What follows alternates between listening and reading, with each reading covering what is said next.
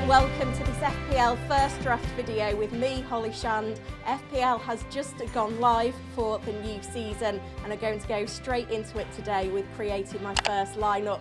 We got to 200 likes on the last video, hit 18k subs. Help me get to 250 likes on this video. Let's get into it. Starting off with the goalkeeper slot then, I like to spend as little as possible. So out of the 4.5 million options, I've currently picked out Pickford at Everton. I think under Sean Dyche we're going to see some really good defensive performances from them, and we know with Pickford's distribution that he can always pop up with an attacking return as well. First defender on my team sheet has to be Trent Alexander-Arnold. He got 8 attacking returns in the final 10 game weeks of last season in that inverted wing-back role for Liverpool. So I think even though he's probably the most expensive defender we've had in the game for a decade, he's absolutely going to be worth every penny, and he's got to be a player that we're considering for our game week 1 squads. Really nice fixtures for Liverpool as well. We've got to bear that in mind when we're looking at our planning. Arsenal have got really nice fixtures for the opening game weeks of the season, so I selected Gabriel as another defender. Now I generally prefer to choose full-backs over centre-backs in FPL, and Zinchenko's there as well, but the thing that I like about Gabriel is that he's got that aerial goal threat. He's got 10 goals in 3 seasons in the Premier League at Arsenal, and he's also guaranteed to pretty much play every minute. He's not going to offer bonus points and things like that generally, but I still think he's a really great pick, especially with the fixtures. And another fixture pick, I've gone with Brighton's Pervis Estupinan. I think he's going to be a really great option for us as well. He showed us towards the end of last season how frequently he can get attacking returns, and Brighton's defence really shored up towards the back end of last season. So I think given the fixtures and his attacking threat, he's really worth the 5 million. I'm going with a 3-5-2 formation for this campaign. I do think that the selection of midfielders is far more interesting than the forwards. Matoma has gone up in price by 1.5 million, but I still think he could be a really great pick. The other Brighton midfielders did outscore him last season, but he wasn't an ever-present in the squad until quite a number of weeks into the season. And I think he's a player who's a stat buster. He can come up with an attacking return at any point, and it makes sense given the ease of Brighton's fixtures to invest in him for the start. One man I couldn't resist was Bruno Fernandes. The 8.5 million price tag has really hooked me in. Fixtures do look a little bit tricky on paper for Manchester United, but 2 really nice fixtures against Wolves and Nottingham Forest in the first 3 game weeks gives him promise. I could easily move to an Arsenal midfielder at the same price point after that. I think Fernandes has been seriously underpriced given he's on pens.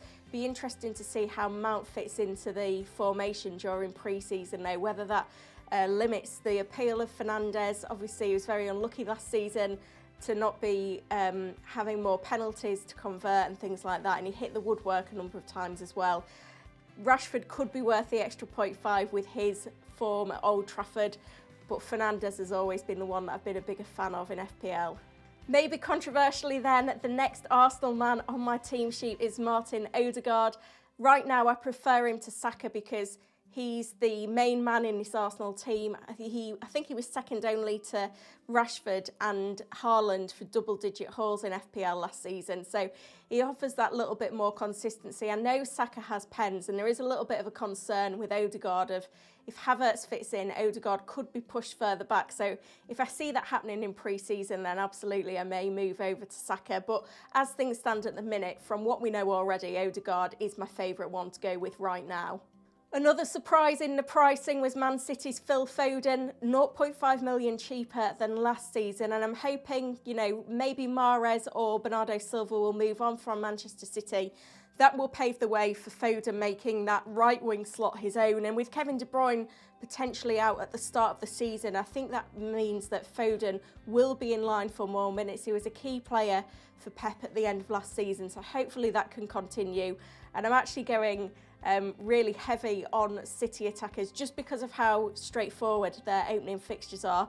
And I'm adding Jack Grealish into the mix as well because at 7.5 million, I think he's absolutely nailed on with the left wing role at Man City. I know we saw some rotation at the back end of last campaign, but that was purely down to the fact that Pep was saving his players so that he could really go for the treble, and he was absolutely successful in that. So Grealish makes it in as well, and it is going to be a triple up on Man City attackers.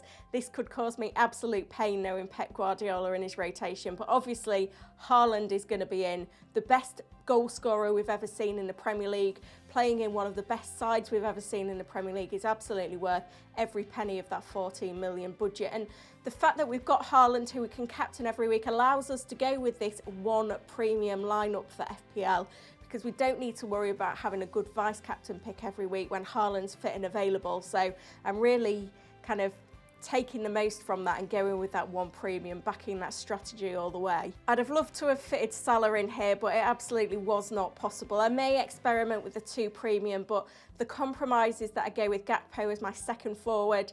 It's kind of a little bit of a throwaway spot. I don't really fancy a 4-5-1 or a 5-4-1. I feel far more comfortable starting the season with a 3-5-2, and I think Gakpo is a good compromise for a Liverpool asset. He was starting most games for Klopp towards the end of last season, did really well, and we also need to bear in mind that I don't think that move to a forward is necessarily going to dampen his appeal, and I think he will play plenty of minutes. He is a little bit of a rotation risk, so if a better forward emerges, I may go with them, but with Liverpool's fixtures, I think Gakpo is probably a solid pick, at least to get started for the first few game weeks of the season. The disadvantage of going for 3-5-2 does mean that we have a dud 4.5 million forward spot to fill, and because of that I am going to spend a little bit more on my sub-defenders, go for 4.5 million assets. I've picked out Botman first of all. I don't expect to use him much in the first few game weeks because Newcastle's fixtures are quite tricky, but they are a team that kept 14 clean sheets last season, so we have to take note of that,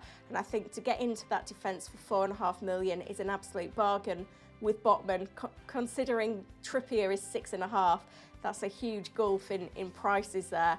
I've also picked out Rico Henry, who was in my FPL team towards the end of last season.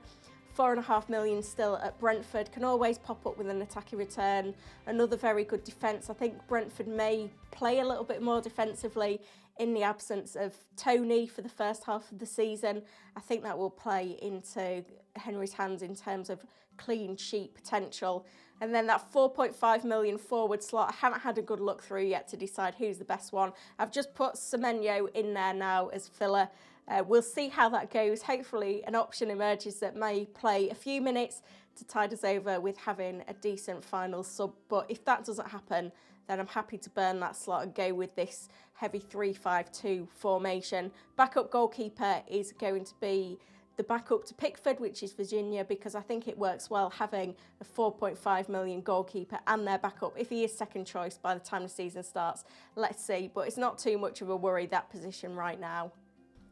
Let me know in the comments then what you think to this first draft. The mini league code is also in the description to this video, so you can join that. And if you want to speak more with me and other FPL managers, don't forget to join the Discord. The link for that is in the description for this video as well. If you've enjoyed it, give it a like, subscribe to the channel. Thanks for watching. I'll be back soon with another video.